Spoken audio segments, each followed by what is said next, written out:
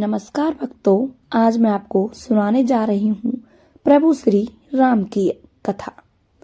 भगवान विष्णु के अवतार श्री राम का नाम कौन नहीं जानता है। रामायण महाकाव्य के रचयिता महर्षि वाल्मीकि ने अपने ग्रंथ में लिखा है कि भगवान श्री राम वैदिक सनातन धर्म की आत्मा कहे जाने वाले सभी गुण विद्यमान हैं। भगवान राम को पुरुषों में सबसे उत्तम पुरुष अर्थात मर्यादा पुरुषोत्तम भी कहा जाता है। हिंदू धर्म में भगवान विष्णु के 10 अवतारों में से भगवान श्री राम 7वें नंबर पर थे। रामायण ग्रंथ में प्रभु श्री राम के विषय में हम सबको संपूर्ण जानकारी मिलती है। हिंदू धर्म में भगवान श्री राम को बहुत ही अधिक पूजनीय माना जाता है। भगवान श्री राम का जन्म अयोध्या के रघुकुल राज परिवार में हुआ था। उनकी माता का नाम कौशल्या और उनके पिता का नाम राजा दशरथ था। भगवान राम अपने 3 भाई के साथ जन्म लिए थे, जिनके नाम भरत, शत्रुघ्न और लक्ष्मण थे। प्रभु श्री राम के गुरुजी का नाम वशिष्ठ था। उनका विवाह राजा जनक की पुत्री माता सीता के साथ हुआ था। हिंदू धर्म में भगवान श्री राम और माता सीता की जोड़ी आज भी एक आदर्श जोड़ी मानी जाती है। आगे चलकर भगवान राम और उनकी पत्नी माता सीता जी के 2 पुत्र हुए थे, लव और कुश। हनुमान प्रभु श्री राम के सबसे बड़े भक्त माने जाते हैं। प्रभु श्री राम और उनके 3 भाई अर्थात लक्ष्मण, भरत और शत्रुघ्न ने गुरु वशिष्ठ के गुरुकुल में अपनी शिक्षा संपूर्ण की थी। भगवान राम और उनके तीनों भाई गुरु वशिष्ठ जी के आश्रम में शिक्षा पाकर वेदों और उपनिषदों के बहुत बड़े ज्ञाता बन गए।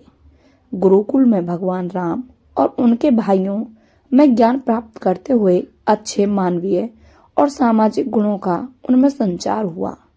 सभी भाई अपने अच्छे गुणों और ज्ञान प्राप्ति की ललक में अपने गुरुओं के प्रिय बन गए। दोस्तों, हमारे इतिहास और पुराण बतलाते हैं 10 जनवरी 5114 को प्रभु श्री राम का जन्म हुआ था, लेकिन कुछ शोधकर्ता मानते हैं कि भगवान राम का जन्म 73-23 ईसा पूर्व में हुआ। भगवान श्री विष्णु जी ने राम अवतार अन्याय एवं दुष्ट राक्षस रावण को खत्म करने के लिए इस धरती को पाप से मुक्त कराने के लिए लिया था। राम अवतार में भगवान विष्णु जी ने दुनिया के सामने विश्व पुत्र, भाई, पति और मित्रों के गुणों को सामने रखा। श्री राम जी ने अपने पिता राजा दशरथ के कहने पर हंसते हंसते 14 वर्ष का वनवास जाने के लिए तैयार हो गए। भगवान राम ने अपनी मित्रता का संदेश पूरी दुनिया को देते हुए बाली की हत्या कर अपने मित्र सुग्रीव का राजपाट उसे वापस दिलवाया। भगवान श्री राम को मर्यादा पुरुषोत्तम भी कहा जाता है। प्रभु श्री राम ने अपने जीवन में मर्यादाओं का पालन करने के लिए अपना राज्य, मित्र, माता, पिता, यहाँ तक कि अपनी पत्नी माता सीता को भी छोड़ दिया था। भगवान राम का परिवार आदर्श भारतीय परिवार का प्रतिनिधित्व करता है। भगवान राम रघुकुल में जन्म लिए थे, जिसकी परंपरा प्राण जाए पर वचन न जाए की थी। भगवान राम के पिता राजा दशरथ ने उनकी सौतेली माता कैकेयी को उनकी 2 वर पूरे करने का वचन दिया था। कैकेयी ने अपने इन 2 वर के रूप में राजा दशरथ से अपने पुत्र भरत के लिए अयोध्या का राज सिंहासन और प्रभु श्री राम के लिए 14 वर्ष का वनवास मांगा।